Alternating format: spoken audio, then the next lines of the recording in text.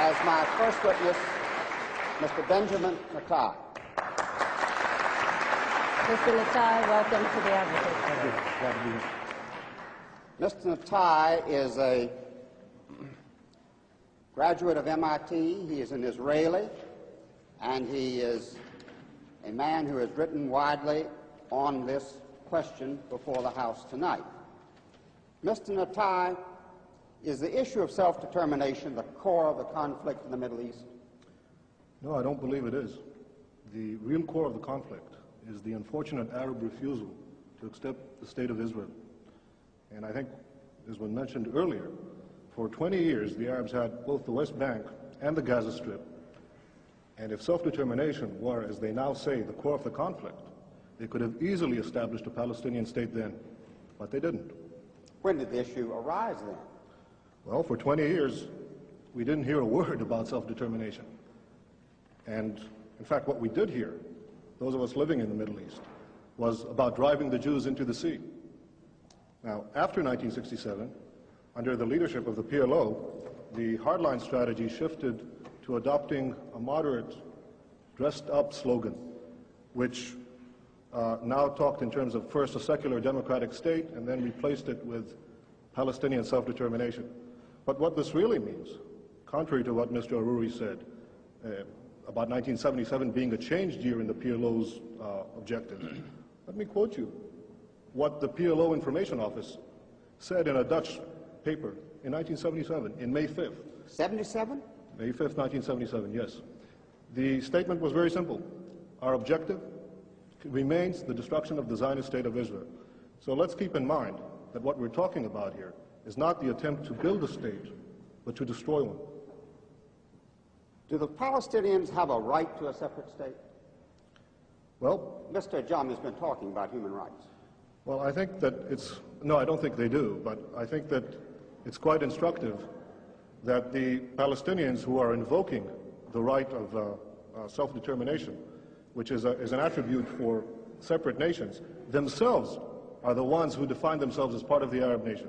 Now, no one is denying that there are Palestinian Arabs. There's a very distinguished Palestinian Arab sitting right next to me. But the Palestinians themselves, in the Palestinian National Covenant, the very first article, say that the people of Palestine, quote, are part of the Arab nation. Well, let's look at the Arab nation. It has 21 states, an area roughly the size of the United States, and 1/6 of the entire world's wealth. Now, add to that the fact that there already exists a Palestinian state, and that is Jordan, 60% of whose population is Palestinian. I think it's quite interesting that Yasser Arafat and King Hussein, who are bitter enemies, agree on one thing, that Jordan is a Palestinian state. So what we're talking about is a demand for a 22nd Arab state and a second Palestinian state. What should be done with the Palestinians on the West Bank? There's a problem, so what should be done about it, in your opinion? Well, I think that the Palestinians in the West Bank are going to be offered the full human rights, the full civil rights, as no Arabs are offered in the Middle East. No Arabs whatsoever have any full human rights or the right to vote for their own government. Those Arabs who lived in Israel in the pre-67 boundaries are the only Arabs in the Middle East who offer that right, and I'm all in favor of having the same Arabs living in the West Bank and the Gaza Strip being offered such a right in the final peace agreement. Can we have peace in the Middle East? Very briefly, please. Yes, I sincerely hope so.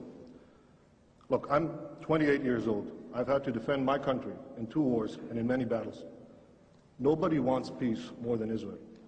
But the stumbling block to the road for peace is this demand for a PLO state, which will mean more war, which will mean more violence in the Middle East. And I sincerely believe, if this demand is abandoned, we can have real and genuine peace. Thank you. Thank you. Thank you, Mr. President. Now we'll go to Mr. Ajami.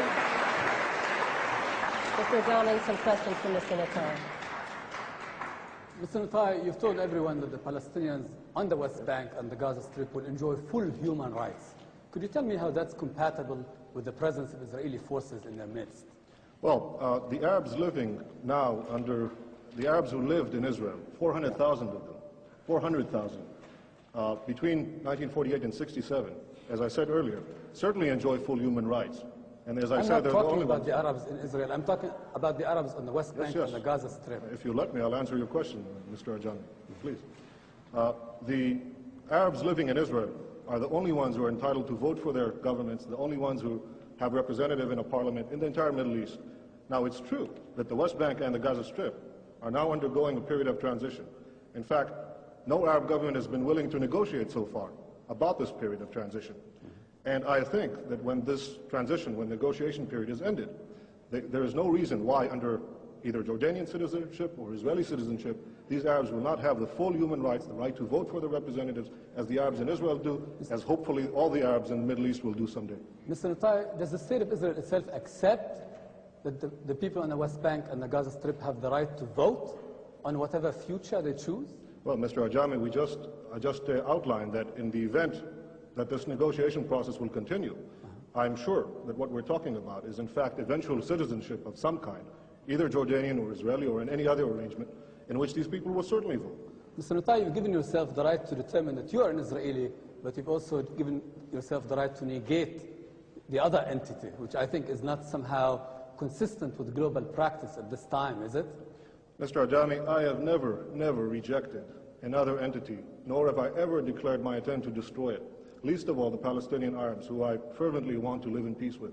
All I'm saying is that it is the Palestinian Arabs themselves, their leaders, Arafat, Muhsin, who Morris Abrams quoted earlier, Farouk Kadumi, the number 2 man in the PLO, these are the ones who say they are part of the Arab nation. These are the ones who say they already have a Palestinian state. There is no right to establish a second one on my doorstep, which will threaten my existence. There is no right whatsoever. Okay, Mr. Natai,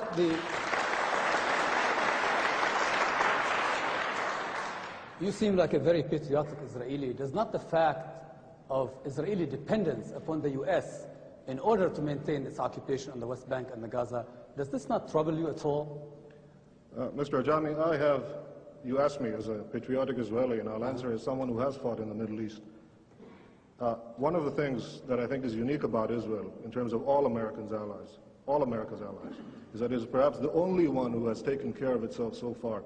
And I would think that America, in fact, it's not a one-way street, Israel taking from the United States. Israel is giving the United States an extraordinary bargain in the Middle East. It's the one stable democratic ally which the United States can count on.